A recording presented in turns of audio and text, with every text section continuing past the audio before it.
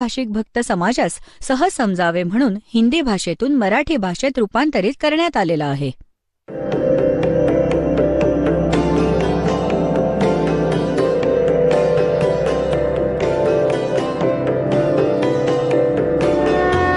और ज्ञान सब ज्ञानडी कबीर ज्ञान सो ज्ञान और जैसे घोड़ा तोब कायम करता चले मैदान. जगद्गुरु तत्वदर्शी संत रामपालजी महाराजांचे अमृत वचन सर्व पवित्र धर्मांच्या व पवित्र शास्त्रांच्या आधारावर. तर त्याला चिंता वाटली. हे भगवान, वंश तर दिलात, परंतु आता यांना पार कसं करणार?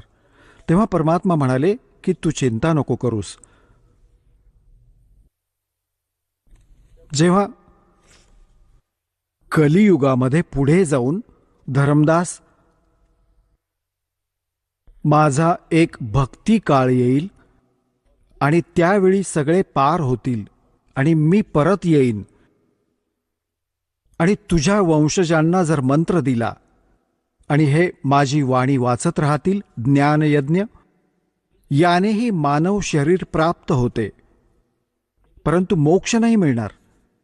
तर तुम्ही हा प्रथम मंत्र तुझ्या वंशजांना प्रथम मंत्र द्याल आणि ही वाणी माझ्या वाणीचा पाठ करत राहतील, यामुळे त्यांना मानव शरीर प्राप्त होत राहतील. तेव्हा धर्मदासजी म्हणाले की मग त्या मानव शरीराचे काय होईल? तर सारनाम नाही मिळाले, सतनाम नाही मिळाले, तर त्या ज्ञानाशी ओळख झाली होती त्याची. तेव्हा परमात्मा म्हणाले की पुढे जाऊन जेव्हा हे भक्ती युग सुरू होईल तेव्हा मी परत येईन आणि तेव्हा तर सगळ्या सृष्टीला पार करेन. तुझी लेकरंही पार होतील, तुझे वंशजही पार होतील. आता काय सांगत आहेत परमात्मा की धर्मदास, एकदा माझा आणि या काळाचा, या 21 ब्रह्मांडाच्या मालकाचा, ब्रह्मचा एक संवाद झाला होता. याने माझ्याकडून प्रतिज्ञा घेतली होती की 3 युगात थोडेच जीव न्यावेत आणि 4थ्या युगात तुम्हाला जेवढे हवे तेवढे जीव मुक्त करा. तर मी याला तथास्तु म्हणालो होतो. ठीक आहे, जे तू म्हणत आहेस ते मला मान्य आहे. तर मग काय सांगितले? परमात्मा म्हणाले की मी मग त्याला सांगितले होते की जब चौथा युग जब कलयुग आई तब हम अपना अंश पठाई. जेव्हा 4थे युग, जेव्हा कलियुग येईल, त्या कलियुगातील मधली पिढी असेल, मधल्या पिढीची वेळ सांगितली आहे परमात्म्याने की केव्हा ही भक्ती स्टार्ट होईल आणि मधली पिढी कुठून स्टार्ट होईल. जब कलयुग बीते 5500 पाचा तब ये वचन मेरा होगा साचा. तर कलियुग जे आहे ते 5505 कलियुग केव्हा संपलं? सन 1997 पासून. आणि 1997 मध्ये या दासाला परमेश्वर कबीरजी प्राप्त भेटले होते. त्यांनी सांगितले होते की आता हे सारनाम आणि सतनाम बाळा सार्वजनिक कर. मी तुझ्या सोबत असेन, संपूर्ण विश्व आपल्या सोबत असेल, सर्वांचं कल्याण करूया.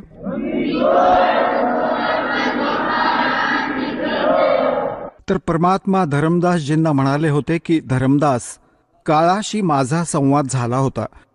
तेव्हा मी काळाला म्हणालो होतो की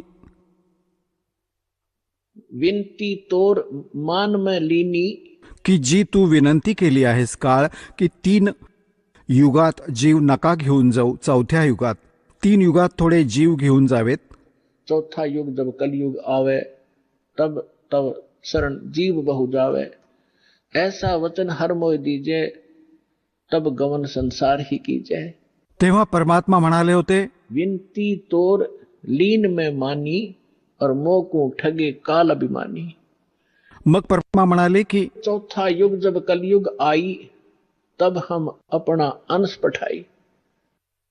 जेव्हा 4थे युग कलियुग येईल तेव्हा मी माझा अंश माझ्या प्रिय आत्म्याला पाठवेन. आता त्याला हे सांगितले की मी येईन, असा येईन, ते काळ समजू शकत नव्हता. त्यामुळे परमात्मा म्हणतात, सो छलछीदर मैं करूं अपने जन के काज. तर काय सांगितले होते की चौथा युग जब कलयुग आई तब हम अपना अंश पठाई। काल फंद छूटे नरलोई, काळाचा फास काळाचे बंधन, छूटे नरलोई, सर्व नरनारींचे हे बंधन तुटेल आणि सकल सृष्टि परवानिक होई। पूर्ण विश्व मंत्र घेईल, परवानिक म्हणजे दीक्षित होईल।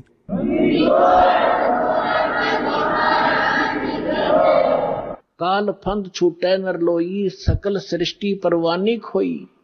और घर घर देखिए बोध विचारा, और सत नाम सब ठोर उचारा। पुण्यात्म्यांनो, इथे तुम्ही बघाल परमात्मा कबीरजींचा महिमा आणि लीला, एका समर्थाचे काम तुम्ही बघाल। आत्ता तर तुम्ही बालक आहात, मग हिशोब लावू शकाल की खरंच असं काम भगवानांशिवाय होऊ शकतं। तुम्ही गावात, नगरात, शहरात आजपर्यंत कधी कोणी पुस्तक विक्रेता बघितला होता? परमात्म्याच्या लेकरांच्या व्यतिरिक्त कोणी कांदे विकत असेल, कोणी हिरवी मिरची विकताना पाहिली असेल, कोणी तोंडली विकणारा पण भेटला असेल। पुस्तक विक्रेता नसेल दिसला। विकणं नाहीये हे तसे परमार्थ रूपात सेवा करत आहेत, विकत नाहीयेत। या पुस्तकाची किंमत नाही सांगता येणार, परंतु गावागावात हे पाठवत आहेत, तर परमात्म्याचा आदेश आहे हा, आणि घेणाऱ्यांची ही कमी नाही। परमात्म्याच्या लेकरांना परमात्माच प्रेरणा देतो की बघतील वाचून यात काय लिहिलं आहे। एकदा वाचलं तर त्यात सर्वच लिहिलं आहे, मग तर सतलोक आश्रम बरवाला जिल्हा हिसारमध्ये येऊनच थांबतील ते आत्मे जे एकदा हे पुस्तक वाचतील ज्ञानगंगा। तर परमात्मा काय म्हणाले होते त्यावेळी 600 वर्षांपूर्वी पुण्यात्म्यांनो, त्यातील एक एक वचन 100च्या 100% खरे होईल। कोणते ऐऱ्या गैऱ्याचे गीत नाही येथे, समर्थांचं वचन आहे, ज्याच्या एका वचनामुळे सूर्य, पृथ्वी आणि सगळं ब्रह्मांड चालत आहेत। पृथ्वी एक क्षणही पुढे मागे होत नाही, अरबोन वर्ष झाली ही फिरत आहे। कोणते लुब्रिकेशन नाही, याचा काही मेंटेनन्स नाही, आणि कोणी हिला फिरवणारा नाही। तर अशा थांबलेले हे ब्रह्मांड त्या समर्थाची ही वचने आहेत कि घर घर देखो बोध विचारा। बोध म्हणजे ज्ञान, भक्ती मार्गाचं घराघरात चर्चा होईल या ज्ञानाची। और सत नाम सब ठोर उचारा। होय होय, हे शब्द घर घर देखो बोध विचारा। घराघरात परमात्म्याची चर्चा होईल, प्रत्येक बालक त्यांचे गुणगान करतील, आणि परमात्म्याच्या या सतनामाचे 2 अक्षरी नामाचा जप होत राहील। आता बघा पुण्यात्म्यांनो, हलवा बनवतो आपण आणि सुवास जातो शेजाऱ्यांकडे, म्हणजे त्यांना किती छान वाटते, त्यांनाही आनंद मिळतो त्या हलव्याच्या सुवासाने, सुगंधाने जो वास जातो, सुवास। तर अशाच प्रकारे मंत्राचा जप कराल तुम्ही आणि आनंद मिळेल तुमच्या शेजारी बसलेल्यांनाही। आता तो लाभ तर नाही घेऊ शकत जो हलवा तयार करणारा, जो घरात हलवा करत आहे, हलवा खाऊन आनंद घेत आहे, आणि शेजाऱ्यांना फक्त सुवासच मिळेल तर तोही चांगला आहे।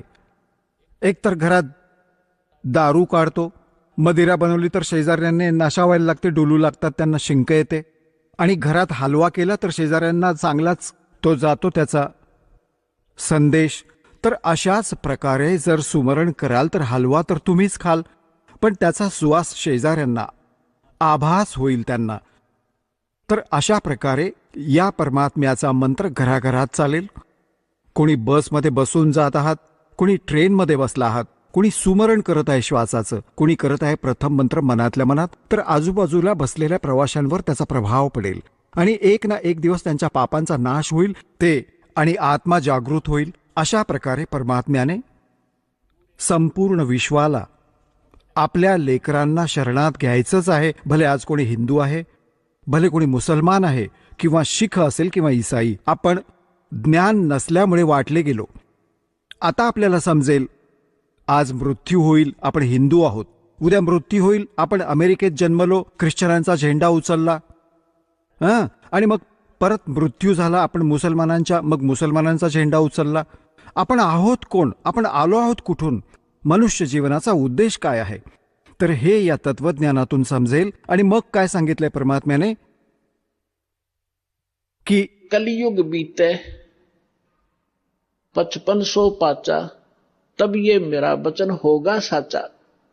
600 वर्षांपूर्वी ही गोष्ट बोलणं की घराघरात माझ्या ज्ञानाची चर्चा होईल आणि माझंच ज्ञान राहील, संपूर्ण विश्व माझी भक्ती करेल धरमदास, तर धरमदासला ते काही पटलं नव्हतं.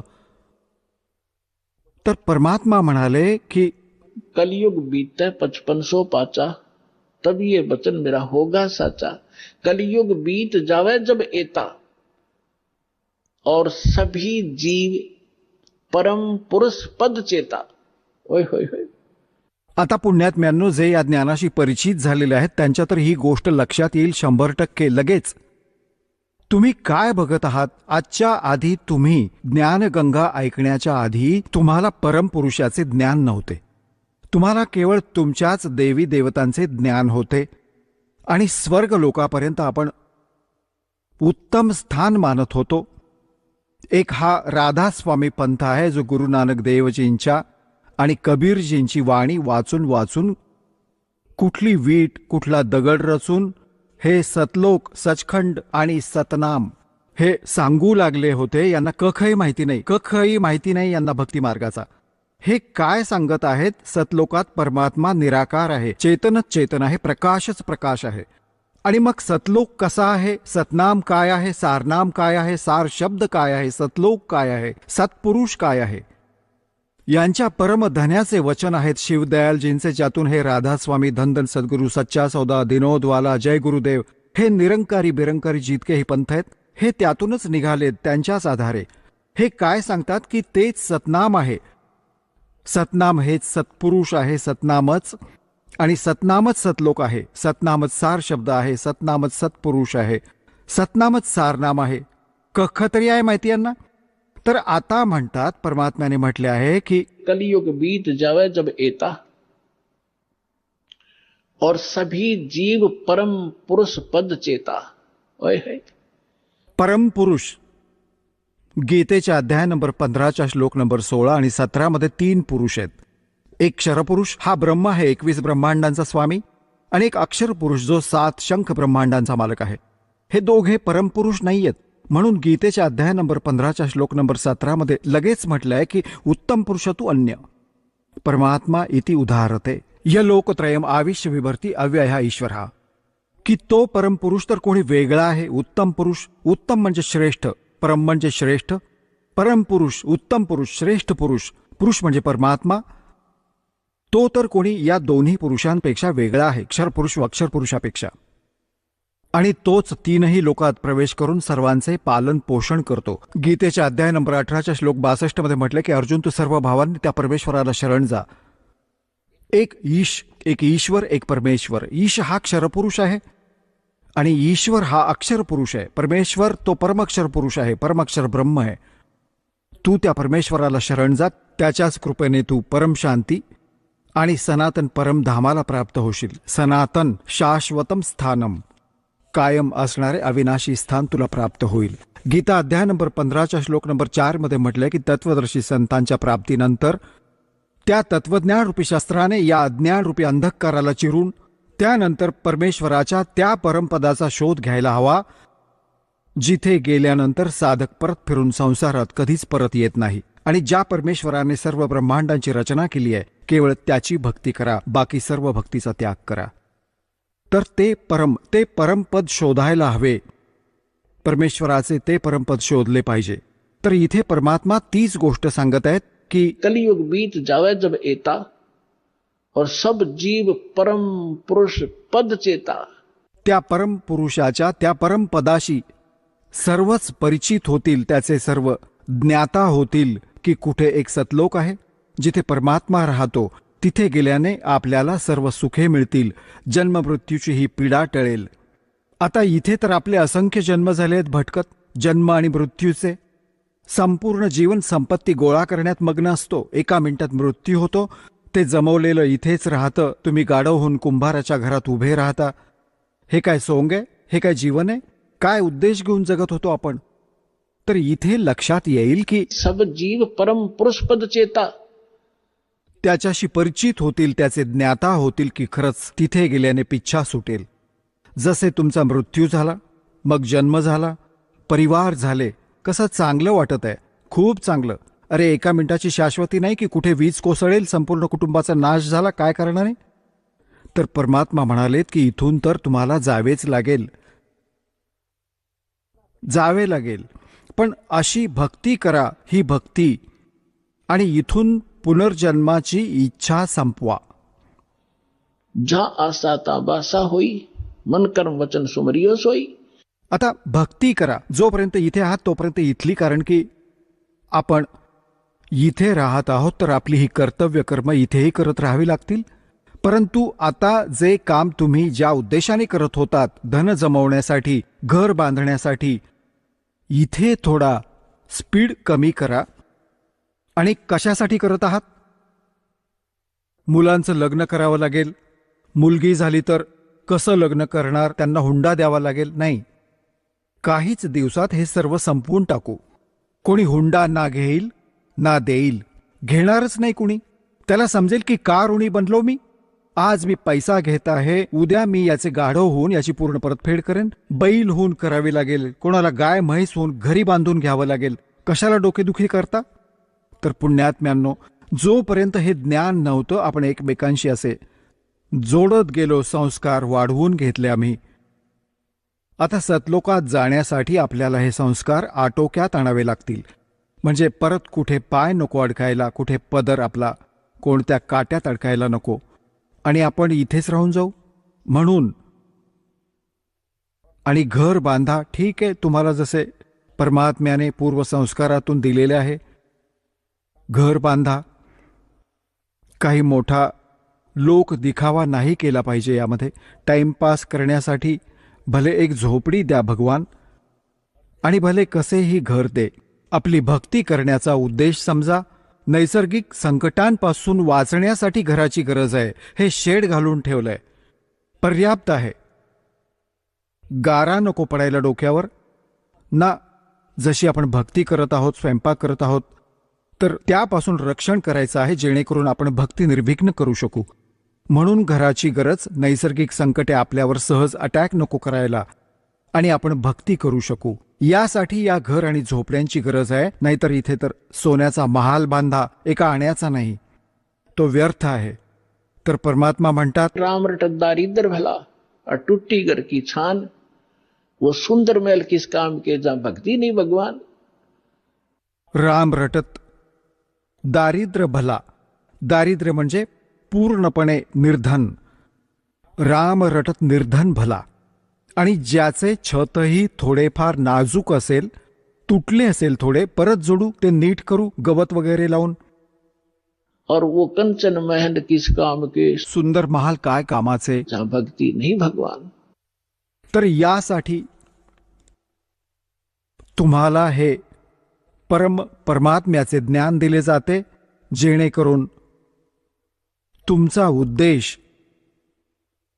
लक्ष जीवनाचे एकदम बदलेल, चेंज व्हावे, आणि तुमची प्रबळ इच्छा व्हावी की तुम्ही सतलोकात जावे.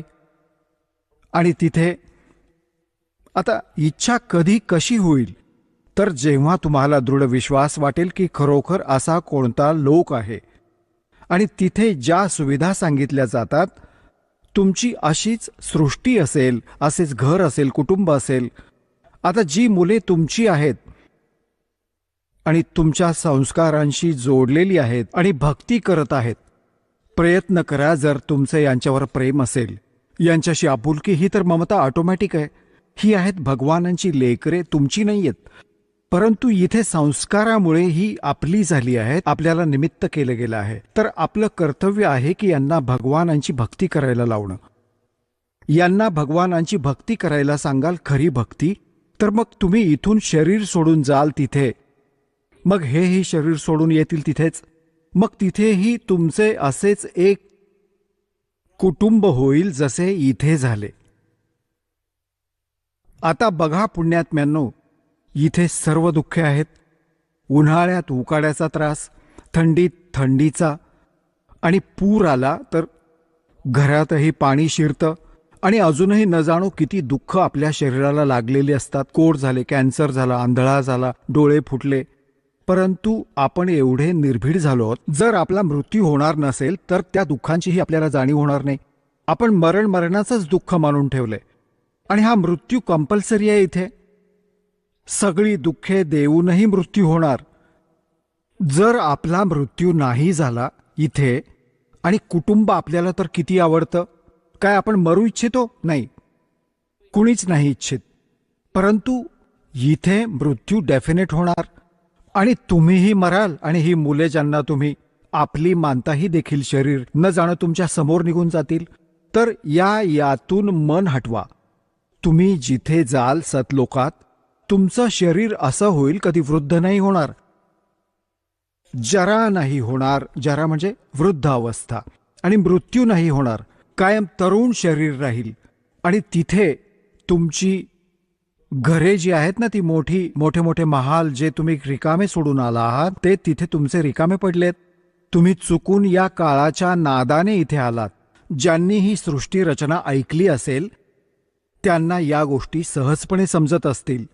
पण ज्यांनी सृष्टी रचना ऐकली नसेल, परत हळूहळू कधीतरी ऐकू. आज त्यांनी हे ऐका, कारण सत्संग स्थळ एक असे स्थान आहे जिथे प्रथम इयत्तेचे विद्यार्थीही येतात, आणि दुसऱ्या इयत्तेचेही, आणि BAचेही इथेच बसतात, आणि PhD वाले विद्यार्थीही इथेच बसलेले आहेत. एकाच सत्संगात, एकाच प्रवचनाने त्या सर्वांना त्याच स्तराचं ज्ञान द्यावं लागतं. तर हे जे प्रत्येक ज्या स्तराच्या मुलांच्या स्तरांचं ज्ञान आहे, हा दास देत आहे, ते त्यांना कळत आहे. तर असे हे प्रत्येक सत्संगात, प्रत्येक प्रवचनात प्रत्येक प्रकारचे ज्ञान दिले जाते. पहिलीतले विद्यार्थीही समजतील, आणि दुसरीतलेही. आणि जे जुने भक्त आहेत त्यांच्यासाठीही सांगितलं जातं की सृष्टी रचनेत तुम्ही अनेक वेळा ऐकलं आहे की तुमची तिथे घरे रिकामी आहेत, आणि तुम्ही चूक करून या काळाबरोबर इथे आलात. त्यामुळे इथे तुम्ही हँड टू माउथ झालात. आता तिथे सगळ्या गोष्टी भरभरून आहेत, कोणत्याही गोष्टीचा अभाव नाही, काही टेन्शन नाही, आणि तिथे विकार नाहीयेत जीवाला वाईट. असा सिंपल स्वभाव देवतांपेक्षाही इथल्या देवतांमध्ये विकार आहेत. परंतु तिथले हंस, त्यांना हंस म्हटलं जातं. हंस कोणाला म्हणतात? एक पक्षी असतो हंस, एक बगळा असतो त्याच्यासारखा हुबेहूब. परंतु त्यातला फरक कधी कळतो? दोघे सरोवरात असतात तेव्हा. बगळा खातो मासे, किडे मकोडे, बेडूक, आणि हंस खातो फक्त मोती. तो किडे मकोडे नाही खात, तो मासे नाही खात. तर त्याला हंस म्हणतात, जो विकार करतच नाही मेला तरी. आणि हंसाचा अजून एक गुण सांगितलाय, त्याच्यासमोर दूध ठेवलं, ज्यात एक ग्लास पाणी, एक ग्लास दूध घालून ठेवलं मिसळून. तो दूध पिऊन घेईल आणि पाणी सोडून देईल त्या भांड्यात, जसेच्या तसं राहील. त्याच्यात असा गुण दिलाय मालकांनी. तर ज्यांनी दूध आणि पाणी वेगवेगळं केलं या ज्ञानाच्या आधारे की हा लोक कसा आहे, इथलं आयुष्य कसं आहे, आणि सतलोकात जे सांगितलं जात आहे ते कसं आहे, तर ते वेगवेगळं केलं. हे पाणी सोडून दिलं, दूध ग्रहण केलं, त्याला हंस म्हणतात. तर त्यांना हंस म्हटलं जातं. माणसे आपल्याच सारखी आहेत, आकार असाच आहे. त्यांचं शरीर तिथे खूप तेजोमय आहे, 16 सूर्या एवढा प्रकाश. एक तिथे राहणारे भक्त आणि भक्तिणीचे आहे. परमात्म्याच्या शरीराचा जो तिथे प्रकाश आहे, एका रोमकूपात करोड सूर्य मिळवले, करोड चंद्रमा, असा प्रकाश आहे. परमात्मा सक्षम आहे, समर्थ आहे. जीव वेगळा आहे, परमात्मा वेगळा आहे. परमात्मा सर्व शक्तिमान आहे. जीवाची एक सीमित पॉवर आहे, आणि सीमित त्यांच्या सर्व क्रिया आहेत. परमात्म्याच्या क्रिया असीमित असतात. जे जीव आणि ब्रह्म एकच सांगतात ते भटकलेले प्राणी आहेत, ते अज्ञानी आत्मे आहेत, त्यांना काहीही ज्ञान नाही. आता जो प्रसंग चालला आहे, जसे एक भक्त भेटला या दासाला. मी त्याला सुरुवातीची गोष्ट आहे जेव्हा खूप कमी संगत होती. जसे आपण दासही कोणालाही पकडत असे ओळखीतील कोणाला की ये तो बस तुला एक गोष्ट सांगतो, ज्ञान ऐकवू लागला. आता तो चांगला आत्मा होता, तसा तर ऐकत राहिला. सगळी सृष्टी रचना ऐकवली. 1 दिवस, 2 दिवस, 3ऱ्या दिवशी जेव्हा तो आला, तो म्हणू लागला, बाबा गोष्ट ऐका भगतजी, मी तुमची गोष्ट अशी आहे माझ्या हृदयाला लागते आणि माझे सरस असते यांच्यापेक्षा, आणि मी असा माणूस आहे की जसा कामाला लागतो, पक्का जिद्दी माणूस आहे मी, त्याला करूनच सोडतो, नक्कीच करतो, मध्येच नाही सोडत, आणि मी नाम घेणारच नाही. मी नाही घेणार तुमच्याकडून मंत्र. मी म्हटलं की काय गोष्ट आहे, का नाही घेणार, की मी मंत्र घेतला, मी तर जीवाची बाजी लावून काम करतो आणि मी भक्ती करेन आणि मी जाईन समजा जिथे सांगत आहात कोणता लोक आहे, पहा सतलोक पण विसरला, मी तिथे गेलो आणि तिथे मला कोणीच नाही भेटलं तर एकटा बसून राहीन, मी नाही. मी त्याला सांगितलं की भल्या माणसा, एक गोष्ट सांग, आता इथे तुला काय करमत आहे?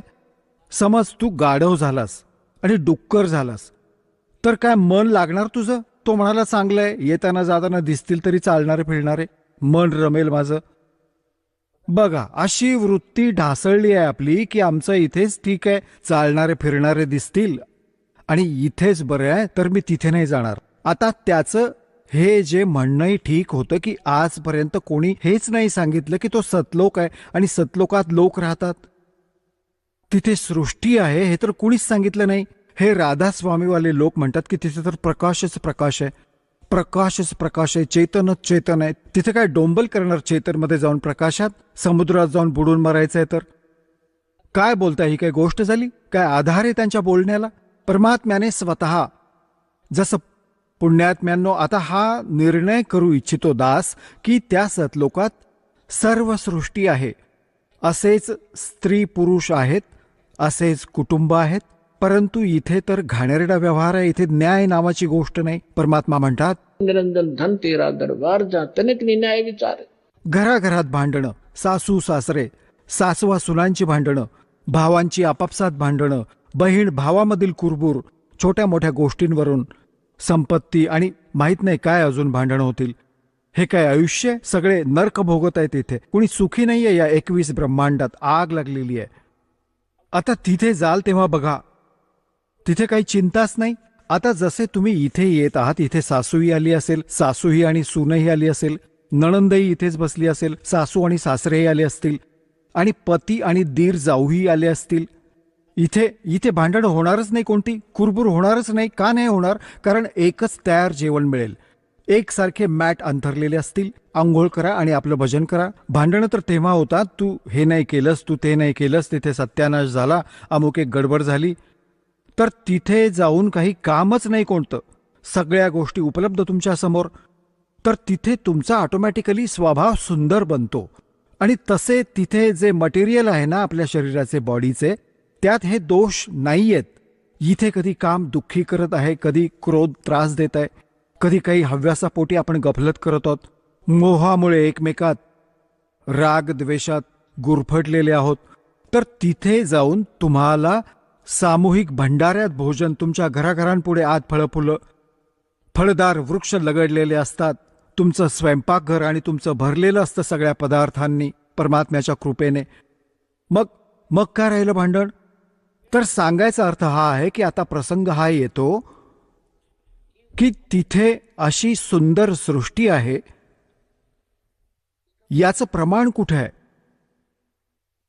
आता कसा विश्वास वाटेल आपल्याला बघा पुण्यात्म्यांनो. परमात्मा वरती राहतो, वेद सांगतात, तिथून चालत येतो, चांगल्या आत्म्यांना भेटतो, आपले ज्ञान सांगतो. ते ज्ञान काय सांगतो? जे कबीर साहेब चांगल्या आत्म्यांना भेटले, कोणाला भेटले? धरमदासजींना भेटले. जेव्हा ते मथुरेमध्ये एका हिंदू परिवारात जन्मले होते, वाणी वैश्य कुळात जन्म होता, श्री विष्णूजी आणि भगवान शंकरांचे उपासक होते, वैष्णव धर्माचे दीक्षित होते. मथुरेला जाऊन तलावात स्नान केल्याने आपली इच्छा 68 तीर्थ भ्रमण करण्याच्या इच्छेने ते आपल्या गुरुदेवांच्या आदेशाने गेले होते. तिथे भगवान भेटले. परमात्म्याने ही चर्चा ऐकवली की या तलावात स्नान करून, या कपड्यात, या मथुरावाल्यात स्नान करून, धरमदासजी तुम्हाला मोक्ष हवाय, तुझ्याकडून पाणी भरून आणून ठेवलं होतं, त्याने ते सोबत ठेवलं होतं, आणि बघ त्यात किती जीव फिरत आहेत. याने तू स्नान केलेस, रगडून रगडून आंघोळ केलीस, तू करोडो जीव मारलेस रगडून रगडून. हे पाप आता तुझ्या बॅड अकाउंटमध्ये लिहिले गेले. आणि पुण्य एकही नाही, कारण शास्त्र विरुद्ध साधना आहे तुझी. तुला काय लाभ होणार यातून? पापे गोळा केलीस, मथुरेहून, आपल्या बांधवगडहून घरून निघून इथपर्यंत आलास मथुरेला. जवळजवळ 700 किलोमीटर तू पायी चालत आलास.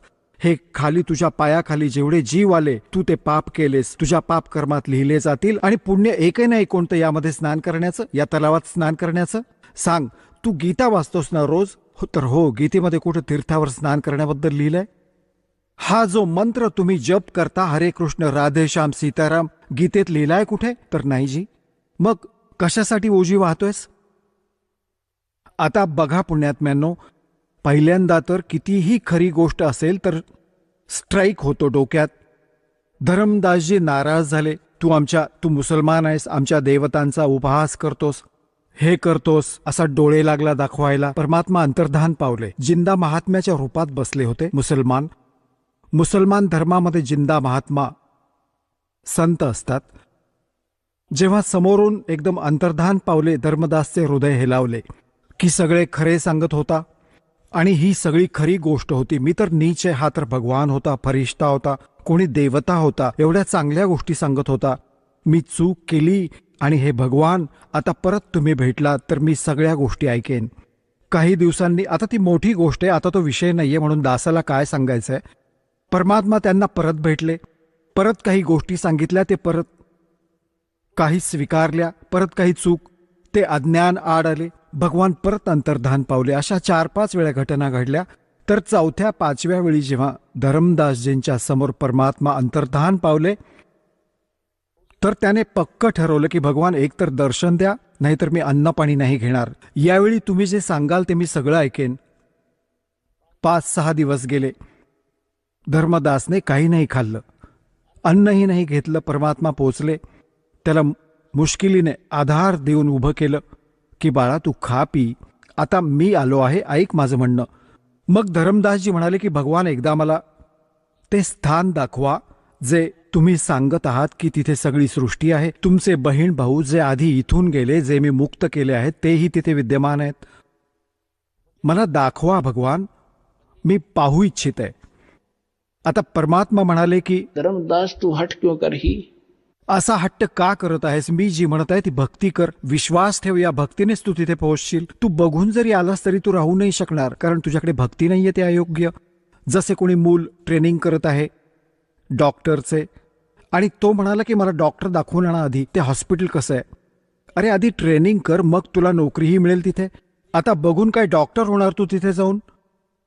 तर आधी आपली भक्ती करा, आपले ट्रेनिंग पूर्ण करा, मग तुम्हाला नोकरी मिळेल तिथे. नाही ऐकले, मालकांनाही हवे होते, साक्षीदार करावे याला. त्याची प्रबळ इच्छा झाली, एकदाच दाखवा दाता. परमात्मा घेऊन गेले वर. खाली जिंदा महात्म्याच्या रूपात होते.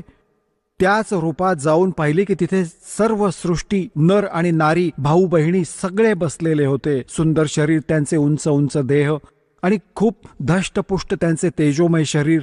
आणि सगळे त्यांना प्रेमाने परमात्म्याने जाऊन सांगितले की यांना डबल रोल केला दात्याने. जो एक परमात्म्याच्या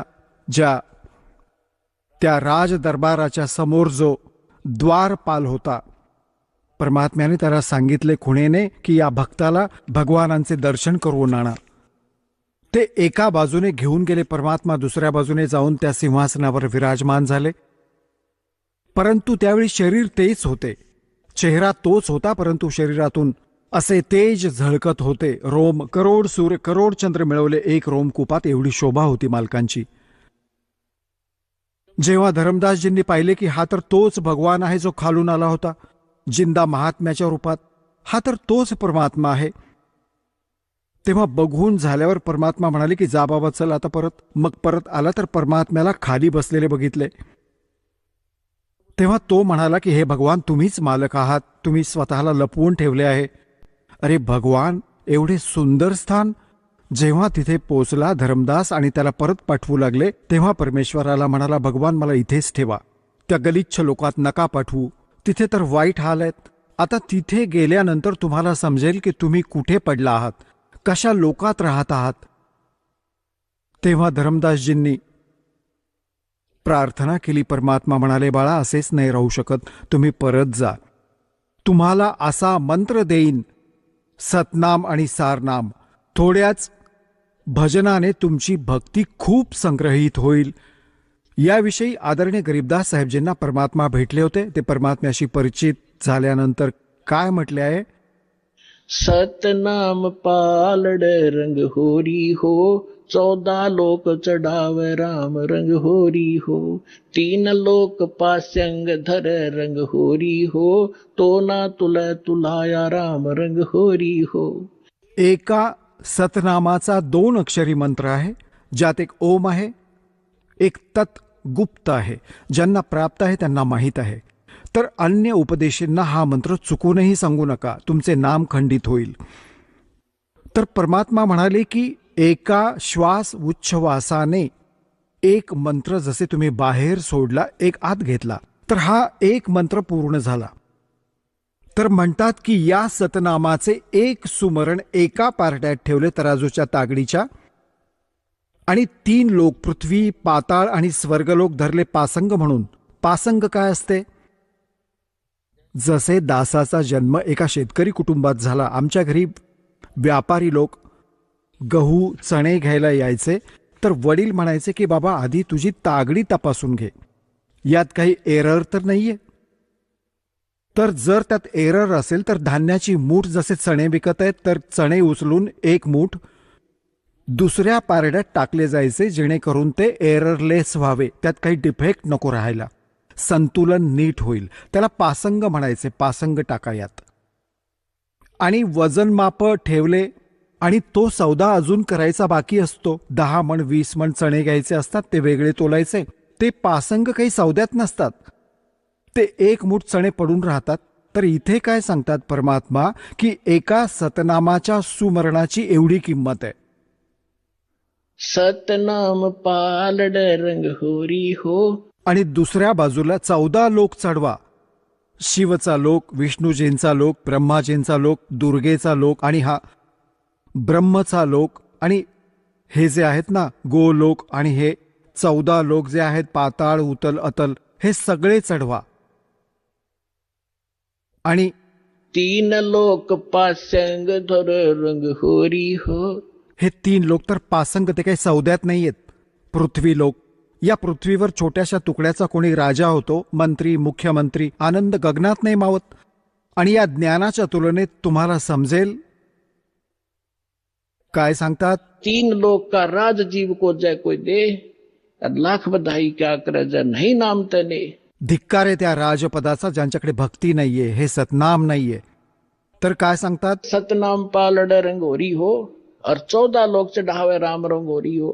3 लोक पासिंग धरे रंग होरी हो, तो ना तुले तुलाया राम रंग होरी हो. तेव्हा धर्मदासजींना परमात्मा म्हणाले की खाली जा बाळा, असा मंत्र देईन. खऱ्या नियमाने, नियमात राहून ही भक्ती कर, थोड्याच स्मरणाने. मला माहीत आहे या काळाच्या लोकात तू भक्ती नाही करू शकत. न जाणो कित्येक प्रकारच्या कामांनी तुम्हाला जखडून ठेवलंय, परंतु हे सुमरण असे दिले आहे, थोडे जरी सुमरण केलेस तरीही कल्याण करेन तुझे. आणि तुम्ही जा खाली.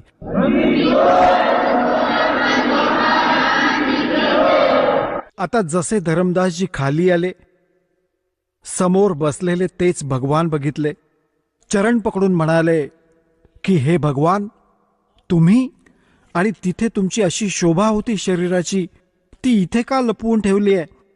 तेव्हा परमात्मा म्हणाले की जर मी त्याच तेजोमय तसा शोभायुक्त इथे आलो तर मला कोणी बघू नाही शकत, कारण चरमदृष्टी तो प्रकाश नाही बघू शकत.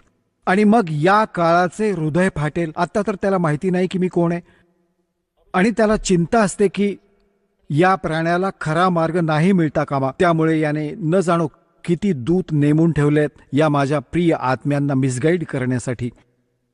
कोणी काय सांगत आहे भगवानांची डेफिनेशन, कोणी काही मंत्र सांगत आहे, कोणी काही साधना सांगत आहे, सगळा बट्ट्याबोळ केलाय. म्हणून धर्मदास, मी तुम्हाला ही खरी भक्ती सांगण्यासाठी आलो आहे. आणि याला तर धर्मदासजी, तर दास जे तुम्हाला सांगू इच्छित आहेत, धर्मदासजींनी येऊन सांगितले. कबीर सागरमध्ये तुम्हाला बऱ्याचदा दाखवले, परत वेळ आली की दाखवेन. तिथे अशी सृष्टी आहे, तिथे सगळे बहीण भाऊ जे आधी गेले तिथे थाटाने राहतात. स्त्री आहे, पुरुष आहे, कुटुंब आहे. तिथे सर्व सुख आहेत, सर्व सुखाचे पदार्थ तिथे उपलब्ध आहेत. आणि पुण्यात्म्यांनो, ज्या महापुरुषांना परमात्मा भेटले त्यांनी सांगितले. आदरणीय गरीबदासजींनी सांगितले, आदरणीय नानक साहेबजींनी हेच ज्ञान दिले. परंतु जे गरीबदासजींनी जे विशेष रूपाने ज्ञान दिले आहे, त्या परमात्मा आणि या सर्व महापुरुषांची स्वतःची एक गुप्त चाल होती. तसे तर जेवढेही महापुरुष तिथे गेले आहेत त्या सर्वांना तर सगळेच ज्ञान होते, परंतु मधल्या काळात ते ज्ञान लपवून ठेवायचे होते. गरीबदासजींच्या माध्यमातून हे त्यांना जागृत करायचे होते. तर गरीबदासजींनी आपल्या वाणीत हेच सांगितले आहे. आता एवढा वेळ नाहीये की मी तुम्हाला ती ऐकवावी, की तिथे सतलोकात अशी स्थिती आहे, असे तेथील राहणीमान आहे. तिथे बाग बगीचे आहेत, सदाबहार वृक्ष आहेत, सगळी सुख आहेत. आणि तिथे जाऊन तुम्ही सदा सुखी राहाल, कायम तरुण बनून राहाल. तिथे तुमचा मृत्यू नाही होणार, तुमचं कुटुंब असेल. तर आता आपल्याला या गोष्टीवरून हा विश्वास ठेवायला लागेल की जे भगवान सांगतात, स्वतः पाहिलेले संत सांगतात, तर त्या व्यवस्थेमध्ये, त्या ज्ञानात त्रुटी नाहीये. तर तुमची आशा, तुमची इच्छा जिथेही असेल, शेवटच्या क्षणी भक्ती करणाऱ्यांची, जहा आसा ता बासा होई. तुमची इच्छा राहिली मुलांमध्ये, एखाद्या प्राण्यामध्ये, आपल्या प्राण्यात किंवा महालात घर एकदम मोठे बांधले, 10-20 लाख रुपये लावले आणि मरताना घरात जीव अडकला, तोच विचार केला तर माशी होऊन परत याल, नाहीतर कुठेतरी कुत्रा होऊन बसलेले असाल, घर बघत असाल उभ्या उभ्या. तर सांगण्याचा अर्थ हा आहे की जहा आसा ता वासा होई, मन कर्म वचन सुमरियो सोई. तर तुम्ही ही भक्ती करताना तुम्हाला एक अशी दृढ इच्छा होईल, तशी करून नाही होणार. इथली दुःखे, अस्थायी जीवन तुम्हाला स्वच्छ दिसून येईल आणि तेथील सुख आणि प्रमाण सांगितले. आता जसे श्रीमद भगवद्गीता अध्याय नंबर 7 श्लोक नंबर 29 मध्ये गीता ज्ञानदाता म्हणतो की अर्जुन, ज्या साधकाला जरा आणि मरणातून मोक्ष हवा असतो, बघा हा अध्यात्म मार्ग आहे. मुले, स्टुडंट नाही समजू शकत म्हणून टीचरची गरज भासली. आता यात जरा शब्द लिहिला आहे आणि मरण लिहिले आहे. जरा म्हणजे वृद्धावस्था आणि मरण म्हणजे मृत्यू. आता जो या जरा आणि मरणातून सुटण्यासाठी, म्हणजे याने हे सिद्ध आहे की जरा आहे म्हणजे तिथे जीवनही आहे. जिथे जरा नाहीये, वृद्धत्व नाहीये, पण जीवन तर आहेच, मनुष्य शरीरही आहे तिथे. जरा आणि मरण, मग तिथे मृत्यूही नाहीये, मृत्यू नाहीये, पण जीवन पण आहे. जो जरा आणि मरणातून सुटण्यासाठी एकतर मरण लिहिले असते तर मृत्यू होईल, जसे हे म्हणतात की तिथे प्रकाशात लीन होतात. तर हा आपला गीतेचा श्लोक हा देखील निर्णय करत आहे की जीवन आहे, जिथे जाण्याचा संकेत देत आहेत. जरा आणि मरणातून सुटण्यासाठी जो प्रयत्नशील आहे तो तद्ब्रह्मशी आणि सर्व अध्यात्मज्ञानाशी आणि सर्व कर्मांशी परिचित आहे ती व्यक्ती. ते हे समजून चुकले आहेत, ते कोणत्याही वस्तूची डिमांड नाही करत, केवळ जरा आणि मरणातून सुटण्यासाठीच प्रयत्न करत आहेत. तर यातूनही हे सिद्ध होते की कोणते असे स्थान आहे जिथे वृद्धावस्था नाहीये आणि तिथे मरण नाहीये. तर आपले सद्ग्रंथ, ज्यांना आपण साधारण आपल्या हिशोबाने एक शिरोधार्य मानत आलो आहोत, तेही प्रमाण देत आहेत की असे एक स्थान आहे जिथे जरा आणि मरण नाहीये. आणि मग काय सांगतात गरीबदास साहेबजी? म्हणतात की सतगुर मिले तो इच्छा मिटे, पद मिल पदे समाना, और चल हंसा उस लोक पठाऊं जो आदि अमर अस्थाना. 4 मुक्ति जहां चंपी करती, ये माया होरी दासी. 4 मुक्ती इथली चौथी मुक्ती.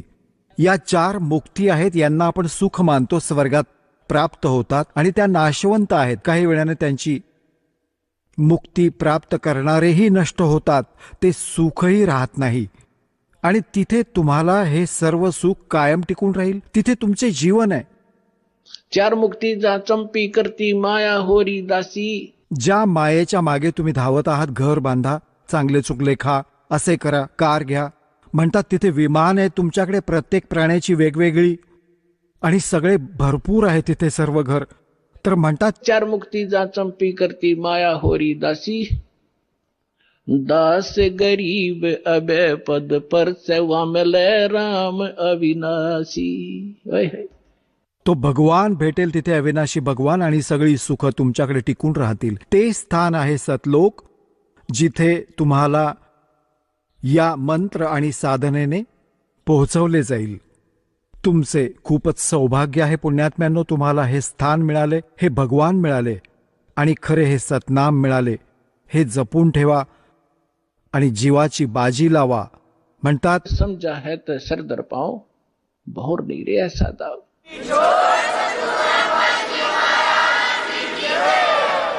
चला आता आपण त्या श्रद्धाळूंचे अनुभव जाणून घेऊयात, ज्यांनी जगद्गुरू तत्वदर्शी संत रामपालजी महाराजांकडून दीक्षा प्राप्त केलेली आहे, तसेच त्यांच्याद्वारा सांगितलेल्या भक्ती मार्गावर चालत आहेत. नमस्कार. सतसाहेब. आपलं नाव? प्रेरणा राजेश भावसार. आपण कोठून आलात? महाराष्ट्र, धुळे. आपण काय शिक्षण घेत आहात? माझे आत्ताच इंजिनिअरिंग कंप्लीट झाले आहे, कम्प्युटर सायन्समधून. संत रामपालजी महाराजांची गुरुदीक्षा आपण कधी घेतली? मी संत रामपालजी महाराज यांची गुरुदीक्षा 2013 मध्ये घेतली. संत रामपालजी महाराजांची गुरुदीक्षा घेण्या अगोदर आपण व आपला परिवार कोणती भक्ती साधना करत होतात? जसं की परंपरागत जे काही आपण परंपरानुसार ज्या साधना करतो तेच मी आणि माझी पूर्ण फॅमिली करत होती. त्याच्यामध्ये मी जे काही आमच्या घराजवळ महादेवाचं मंदिर आहे आणि तसेच श्री स्वामी समर्थांचं मंदिर आहे, तर मी त्या मंदिरात जाऊन तिथे फूल वाहणे, अगरबत्ती वगैरे ओवाळणे इत्यादींची जे काही होते ते मी ते करत होते. आणि त्याच्यानंतर जसं की श्री स्वामी समर्थ यांचा जो काही मंत्र आहे श्री स्वामी समर्थ, तर मी तो 108 वेळेस जाप करत होते आणि तेच लिहतही होते नोटबुकवरती. आणि त्याच्यानंतर जसं की ओम नमः शिवाय वगैरे आपण असं म्हणतो, तर ते ओम नमः शिवाय या मंत्राचा जाप करत होते. सिरियल्समध्ये मी शक्यतो गणपतीजी यांचे सिरियल्स बघत होते, श्रीकृष्ण यांचे सिरियल्स बघत होते आणि त्याच्यामुळे माझा इंटरेस्ट जास्त करून गणपतीमध्ये होता आणि मी गणपतीला प्रामुख्याने पूजत होते, इष्ट म्हणून पूजत होते. आणि माझे पप्पा जे होते हे गुरु टाईप होते. त्यांचं ते जे काही होते ते विष्णू भगवान आणि शंकरजी यांचे पूजारक होते. तर मी त्यांचं जसं पाहिलं की आमच्या इथे खूप लोक येत होते आणि ते पप्पांचे जे काही असेल पूजा करून वगैरे, तर आम्ही त्या पद्धतीने शंकरजींची पण पूजा करत होतो. जसं आपण सांगितलं आहात की आपण पूर्वीपासूनच भक्तिमार्गात होतात. महाराष्ट्रामध्ये जी प्रचलित भक्ती साधना आहे ती आपण करत होतात, जसं की मंदिरात जाणे, देवदेवतांची पूजा करणे, मंत्रजाप करणे. असं असताना आपण संत रामपालजी महाराजांच्या मार्गात कसे आलात आणि संत रामपालजी महाराजांची भक्ती आपण कशी स्वीकारली? एक दिवशी साधना टी व्हीवरती संत रामपालजी महाराज यांचा प्रोग्राम चालू होता आणि ते मधु परमहंस यांच्याशी त्यांची डिबेट चालू होती. तर ती डिबेट जी माझ्या पप्पांनी ऐकली आणि त्याच्यामध्ये ते गुरुजी सांगत होते की तीनो देवा असुर अवतारा ताते भजते सकल संसारा. तर हे माझ्या पप्पांनी ज्यावेळेला हे 3 वर्ड्स ऐकले की ब्रह्मा, विष्णू आणि शंकरजी या असुर अवतारा असं जे काही ते म्हटलेले, तर माझे पप्पा एकदम शॉक झाले आणि माझ्या पप्पांनी ते सत्संग बघायला सुरुवात केली आणि माझ्या पप्पांना ते सत्संग खूप आवडलं. त्याच्यानंतर मग माझ्या पप्पांनी दीक्षा घेतली आणि त्यांनी दीक्षा घेतल्यानंतर मग त्यांनी आम्हाला सृष्टीरचना हे एपिसोड आहे तर तो आम्हाला ऐकवला आणि ती सृष्टीरचना ऐकून मी थक्क झाले की मला जे काही हवं होतं, मी जे काही फाइंड आउट करत होते, ज्या क्वेश्चन्स मला पडत होते आणि ज्या क्वेश्चनचा आन्सर मी शोधत होते, त्या सगळ्या क्वेश्चनचे आन्सर मला त्या केवळ एका सृष्टीरचनेमुळे कळाले.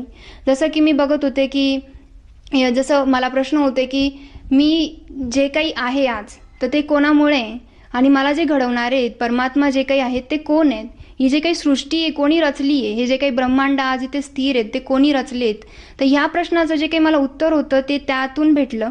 संत रामपालजी महाराजांचा जे काही मी सत्संग ऐकलं त्या सृष्टीरचनेतून मला हे कळालं. त्याच्यानंतर मग त्या प्रश्नांचं उत्तर भेटल्यानंतर मी मनातून ठरवलं की नाही, मला आश्रमात जायचं आहे आणि मला पण गुरुदीक्षा घ्यायची आहे.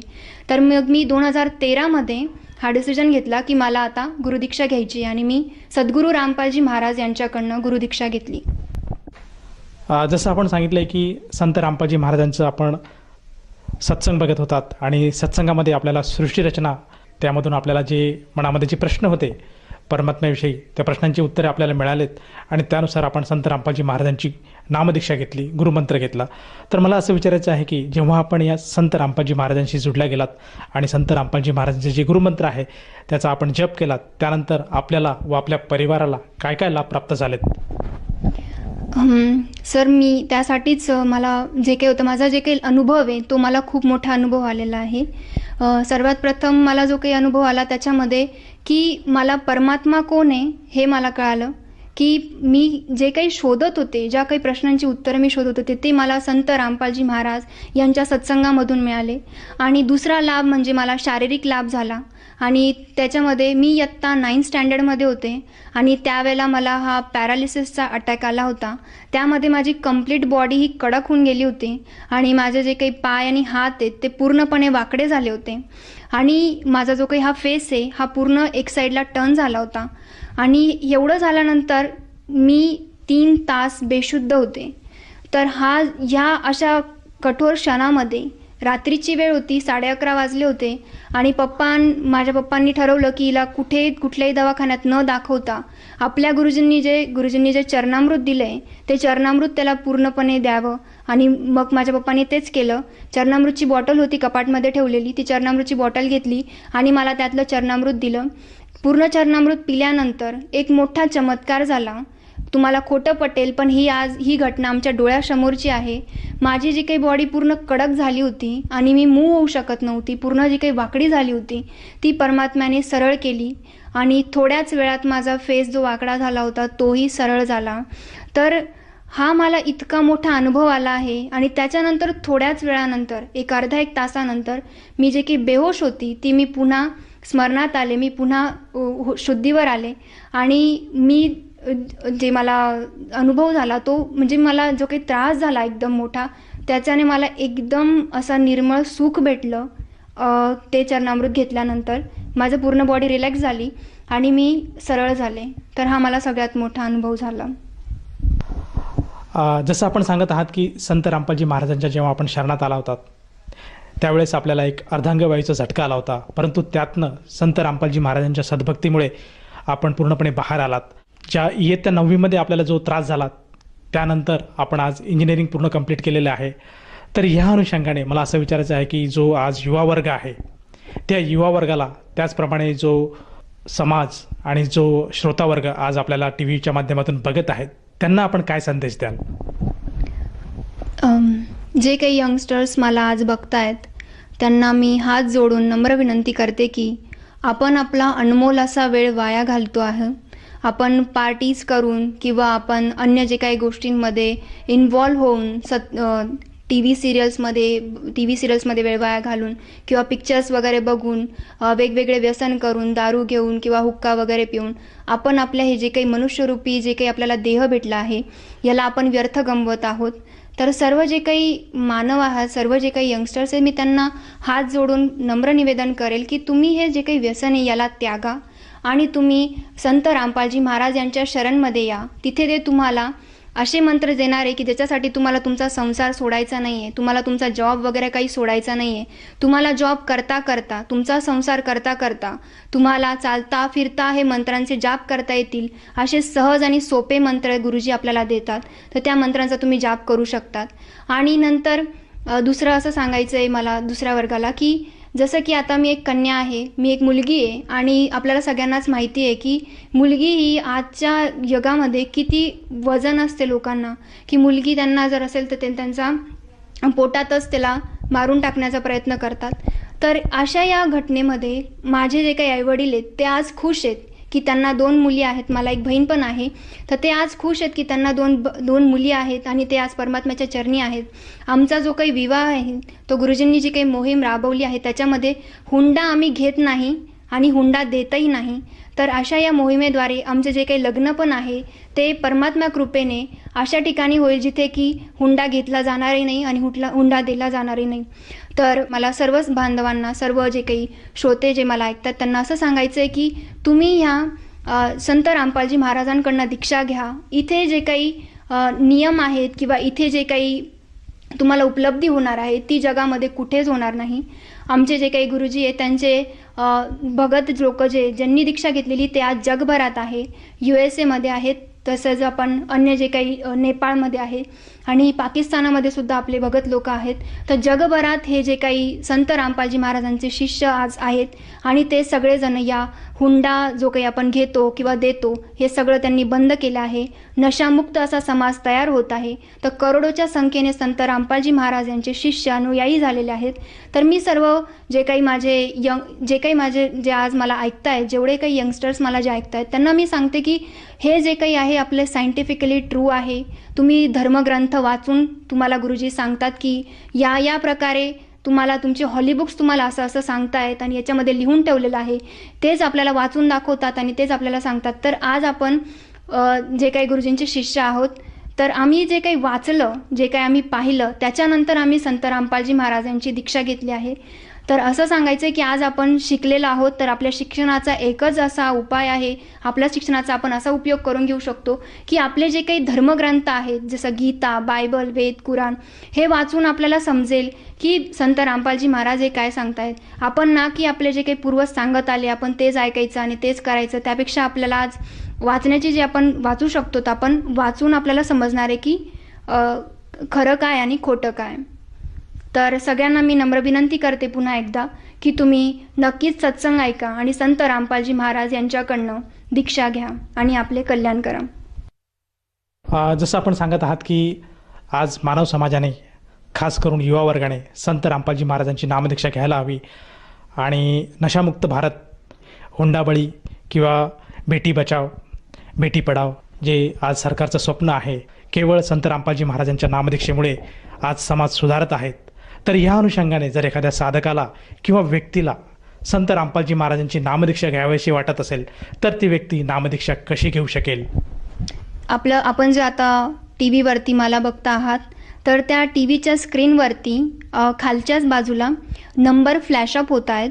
तर तुम्ही जे काही नंबर तुम्हाला स्क्रीनवरती दिसत आहात तर ते नंबरवरती तुम्ही डायल केल्यानंतर तुम्हाला तुमच्या जवळच्या केंद्राचा नंबर भेटेल.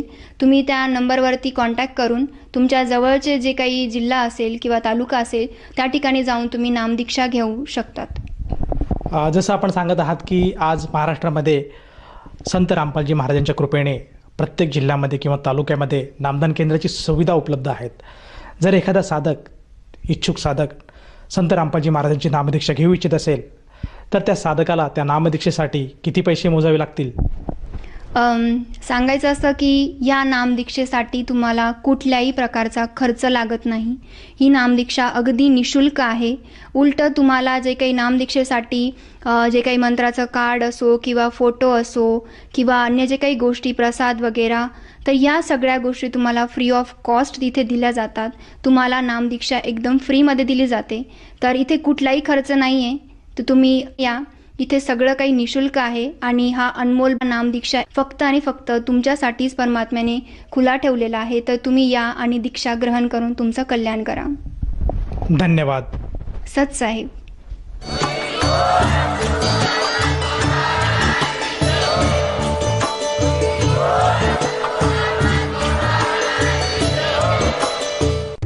आपण ऐकत होता जगद्गुरु तत्वदर्शी संत रामपालजी महाराजांचे मंगल प्रवचन.